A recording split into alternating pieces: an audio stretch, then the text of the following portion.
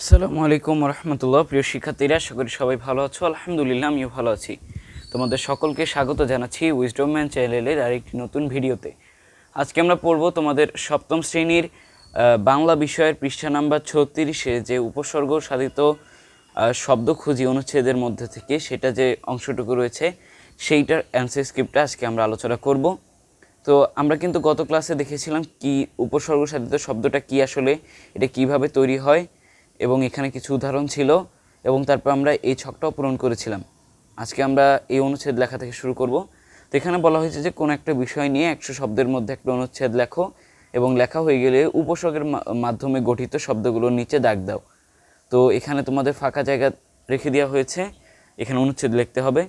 তো চলো আমরা এটার অ্যান্সার স্ক্রিপ্টটা দেখে আসি। তো প্রিয় শিক্ষার্থীরা, আমরা অ্যান্সার স্ক্রিপ্টে চলে এসেছি। এখানে আমি যে অনুচ্ছেদটা লিখেছি সেটা হলো হজরত মোহাম্মদ সাল্লাল্লাহু আলাইহি সাল্লামের নবুয়ত প্রাপ্তি। ঠিক আছে, তো তোমরা এটাও লিখতে পারো, অথবা নিজেদের মতন কোনো একটা অনুচ্ছেদ নিয়ে তোমরা এটা লিখতে পারো, এবং তারপর উপসর্গ সাধিতগুলো শব্দগুলো তোমরা এখানে আন্ডারলাইন করবে। তো দেখো আমি এখানে কি লিখেছি। সে যুগে আরবের অবস্থা ছিল দ্বন্দ্ব বিক্ষুব্ধ। গোত্রে গোত্রে হানাহানি, মারামারি, পারস্পরিক যুদ্ধ ও লড়াইয়ের ফলে নিহত রক্তাক্ত ছিল আরব ভূমি। একদিকে অশিক্ষা কুশিক্ষা, অন্যদিকে ধর্মের নামে প্রচলিত নানা কুসংস্কার। কন্যা শিশুকে জীবিত পুঁতে ফেলার মতো জঘন্য অপরাধ ছিল সেই সময়ের স্বাভাবিক ব্যাপার। মক্কার কাবা ঘরেই ছিল অসংখ্য মূর্তি। মূর্তি পূজার নানা স্বতন্ত্র নিয়ম নীতি ছিল। গোত্রে গোত্রে বিরোধ ছিল। জাতির জীবনে এই অনাচার, অবিচার ও অন্ধকার অমানিসা হজরত মুহাম্মদ সাল্লাল্লাহু আলাইহি সাল্লামকে বিচলিত করত। তিনি সবসময় এই দুরবস্থা থেকে মুক্তির জন্য চিন্তা ভাবনা করতেন। তাই মক্কার অদূরে হেরা পর্বতে গিয়ে একাগ্রচিত্তে আল্লাহর ধ্যানে আত্মনিয়োগ করেন। সুদীর্ঘ 15 বছর ধ্যান করার পর আল্লাহ তাআলার দূত হজরত জিবরাইল আলাইহিস সালাম ঐশী বাণী নিয়ে তার কাছে আসলেন। তাকে আল্লাহর বাণী পাঠ করে শোনালেন। এভাবে ওহী নাজিল হয় এবং তিনি নবুয়ত প্রাপ্ত হন। তো এটা ছিল আমাদের অনুচ্ছেদ, এবং এর মধ্যে আমরা তাহলে এখন খুঁজবো যে আমাদের উপসর্গ সাধিত শব্দগুলো কোনগুলা। আর প্রিয় শিক্ষার্থীরা, আমরা কিন্তু জানি যে উপসর্গ সাধিত এমন শব্দগুলো যেগুলো কিনা প্রথম অংশটুকুর অর্থ নেই এবং দ্বিতীয় অংশটুকুর অর্থ রয়েছে।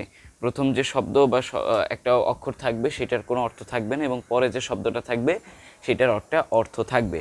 তো দেখো আমরা প্রথম থেকে দেখে আসি। সে যুগে আরবের অবস্থা ছিল দ্বন্দ্ব বিক্ষুব্ধ। এখানে যে দ্বন্দ্ব বিক্ষুব্ধ শব্দটা রয়েছে, এটার প্রথমে একটা দ্বন্দ্ব এবং এরপরটা হলো বিক্ষুব্ধ। তো দুটোই কিন্তু অর্থবোধ, তো যার কারণে এটা কিন্তু উপসর্গ নয়। এরপরে গোত্রে গোত্রে হানাহানি, মারামারি, পারস্পরিক যুদ্ধ ও লড়াইয়ের ফলে নিহত হতো রক্তাক্ত আরব ভূমি। এখানে কিন্তু কোনো শব্দ নেই।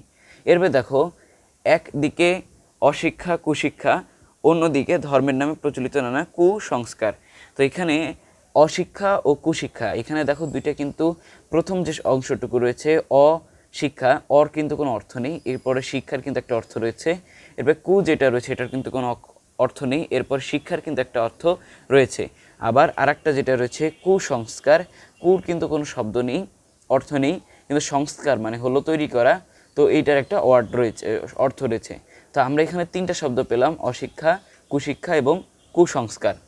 এরপরে দেখো, কন্যা শিশুকে জীবিত পুঁতে ফেলার মতো জঘন্য অপরাধ ছিল সেই সময়ের স্বাভাবিক ব্যাপার। তো এখানে কোনো ওয়ার্ড নেই। এরপরে মক্কার কাবা ঘরেই ছিল অসংখ্য মূর্তি। এখানে অর কোনো অর্থ নেই, সংখ্য হলো সংখ্যা বোঝাচ্ছে, তো অসংখ্য এটা একটা উপসর্গ। মূর্তি পূজার নানা স্বতন্ত্র নীতি ছিল। এখানে স কিন্তু তোমার স, এই যে দ্বন্দ্বের স, এটা মানে কিন্তু নিজ বোঝায়, আর তন্ত্র মানে হলো নীতি।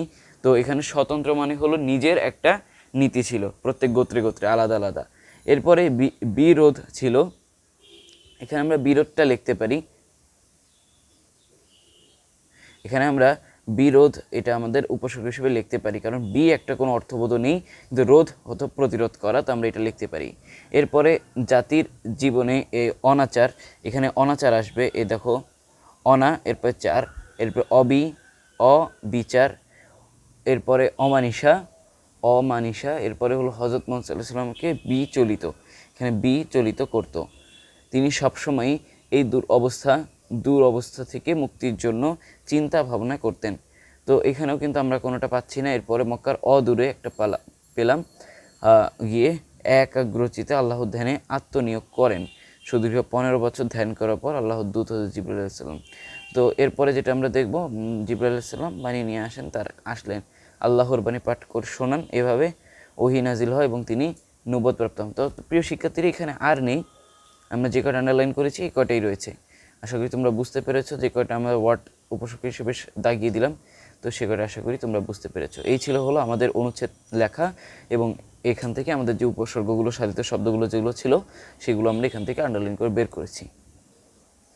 তো প্রিয় শিক্ষার্থীরা, আমরা দেখে নিলাম অনুচ্ছেদ লিখে উপসর্গ সাধিত শব্দ খুঁজে যে অংশটুকু ছিল, 100 শব্দের মধ্যে একটা অনুচ্ছেদ লিখে সেখান থেকে উপসর্গ সাধিত শব্দগুলো বের করে আন্ডারলাইন করতে বা নিচে দাগ দিতে বলা হয়েছিল, সেগুলো আমরা অ্যান্সার স্ক্রিপ্টটা দেখে নিলাম। এরপরে যেটা রয়েছে নমুনা 3 আর একটা বিষয়ে, এটা কিন্তু আমরা দেখব, এটা হলো প্রত্যয় সম্পর্কে। তো আমরা এর পরের ক্লাসে আমরা এই প্রত্যয়টা নিয়ে আলোচনা করব। আমরা নমুনা 3 থেকে এর পরের ক্লাসটা শুরু করব, এই অনুচ্ছেদটা পড়ব, এখানে শব্দটা এই ফিলিং দ্য গ্যাপসটা পূরণ করব, এরপরে প্রত্যয় শব্দটা কী সেটা জানবো, এবং তারপরে এখানে যে একটা ছক রয়েছে বানাই, প্রত্যয় শব্দ বানাই, সেটা আমরা বানাবো, এবং তারপরে আবার অনুচ্ছেদ লিখে প্রত্যয়সাধিত শব্দ খুঁজে বের করব। তো এর মধ্য দিয়ে আমাদের অধ্যায়টা কিন্তু প্রথম পরিচ্ছেদটা শেষ হয়ে যাবে। তো আজকের ক্লাসটা এই পর্যন্তই। এর পরবর্তী ক্লাসে প্রত্যয় সম্পর্কে আলোচনা নিয়ে হাজির হব। তো সেই ক্লাসটা দেখার আমন্ত্রণ জানিয়ে আজকের মতন এখানেই শেষ করছি। আল্লাহ হাফেজ। আসসালামু আলাইকুম রহমতুল্লাহ।